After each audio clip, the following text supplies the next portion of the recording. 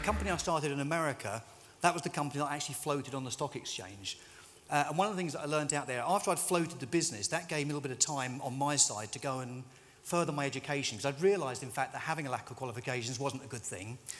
And I thought, I know, I'll go and I'll do an MBA now, because I can go and learn to do what I've just done. Start a company, build it, and then float it. And I realised that's really stupid. So instead I learnt to fly. Any pilots in here? Few aviators? It was a lot more fun, because I had to do an exam, written exam, and a very practical exam. And it was there that I learned this attitude determines your altitude in terms of what happens when you reach heights there. And one of the things they teach you is about airframes and engines. And one of the things they showed us was this humble bumblebee. You've probably heard this before, but what the guy explained to us was, you know, from the dynamics and the physics of that thing, the bumblebee can't possibly fly. This great big bumbling thing with two little gossamer wings to hold it in the air, there's no way that that thing can fly. Do you know why they do? Because no one's told them they can't.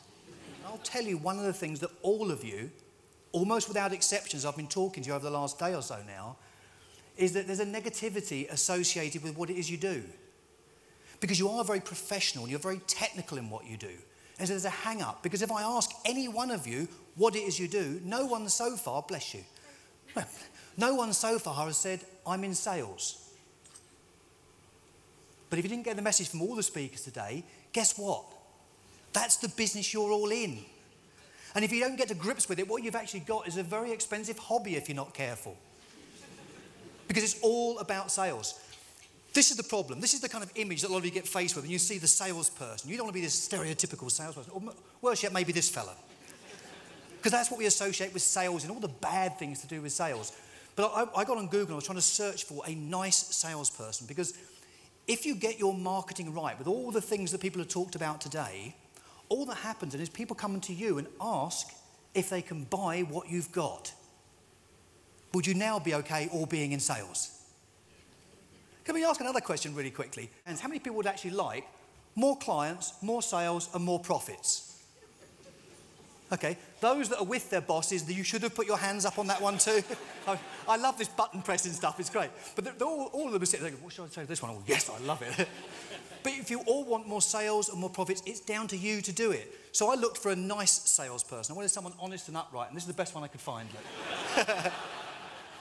But when I put those slides into Paul, he said, I don't know what my picture's doing on there, I really don't. Now you know. It's a compliment, Paul, because what you're doing with the business and what you've put together here, I absolutely applaud. Because when you told me you were putting this event on, I really had no idea how you could pull this many people together in the climate that we've got right now that would come here to pick up and learn what you can do more. And I really do applaud all of you for being here.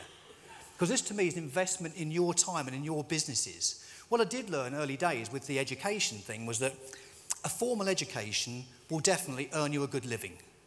Self-education can earn you a fortune. And you're now investing your time in coming to something like this, networking, picking up things that you can do. But when Paul asked if I'd do a motivational speech, I said, well, yeah, sure.